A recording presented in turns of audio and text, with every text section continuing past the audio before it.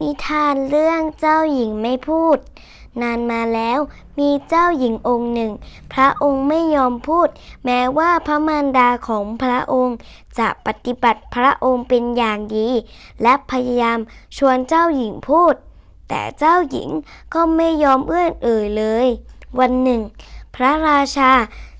เสนอว่าจะได้ให้เหรียญทองคำ1 ถุงแก่ผู้ที่ทำให้พระธิดาของพระองค์พูดประชาชนมาต่อ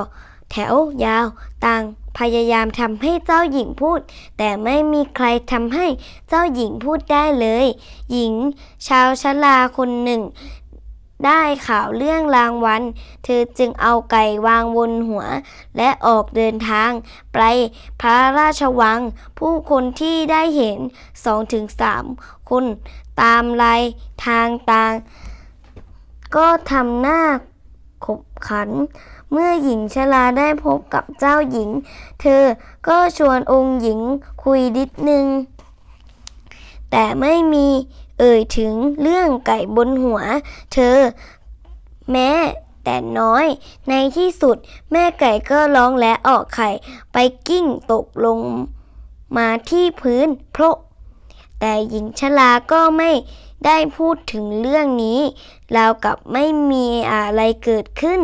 เจ้าหญิงทนไม่ไหวยายรู้ไหมว่ายายมีไก่อยู่บนหัวเจ้าหญิงตัดถามพระราชาทรงยินดีและประทานทองหนึ่งถุงให้หญิงชราและไก่ของเธอกลับบ้านไปอย่างมีความสุข